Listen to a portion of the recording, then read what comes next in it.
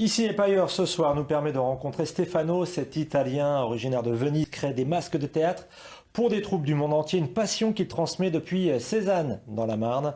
Mathieu Guiraud, Styliana Pev l'ont rejoint dans un endroit à 1000 lieues de l'univers théâtral. Bonjour à vous, si nous sommes aujourd'hui ici à Cézanne dans la Marne et pas ailleurs, c'est pour aller à la rencontre de Stefano, une personnalité atypique, 30 ans qu'il fabrique des masques pour le théâtre. Suivez-moi.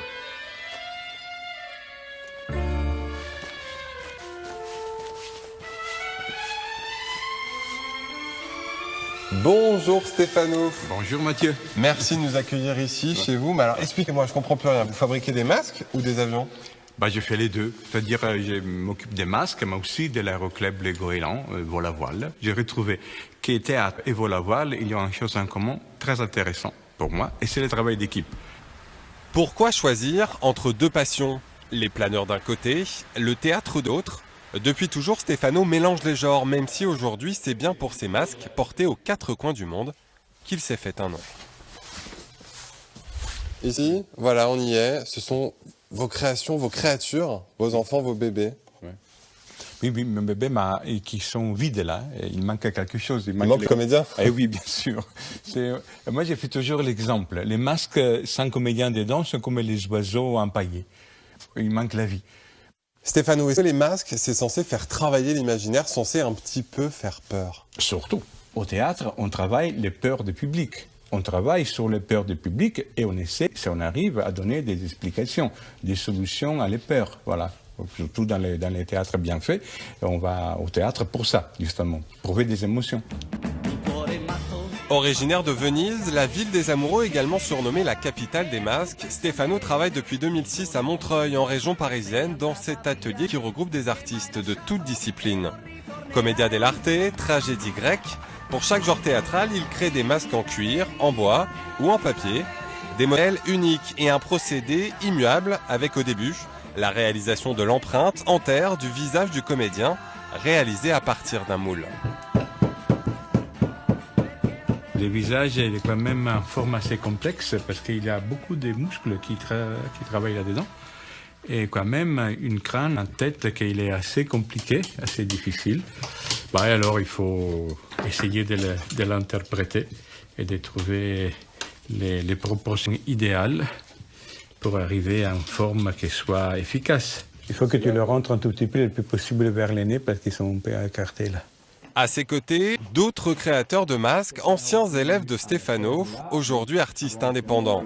Minutie, patience et convivialité. Ici, on travaille tout en échangeant avec son voisin, une bonne manière d'entretenir l'émulation. On rigole, on râle, on bosse, puis on mange, et puis le soir on boit un verre, et puis c'est toujours très agréable. On parle du travail, mais on parle même un peu de tout. C'est pour créer, qu'est-ce qu'on peut définir l'ambiance de bottega, comme il était dans les bottega de la Renaissance, voilà, où on apprenait les métiers justement en participant à la vie.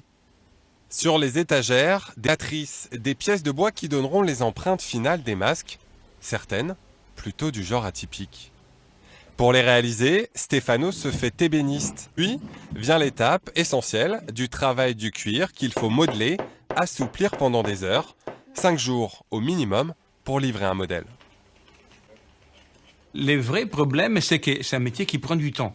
Parce qu'on ne peut pas improviser en 2-3 heures le travail. C'est un travail qui nous demande beaucoup d'implication, beaucoup de recherche, beaucoup de tentatives. Le résultat final, c'est qu'un comédien qui a un masque sur son visage, il doit prendre de la force.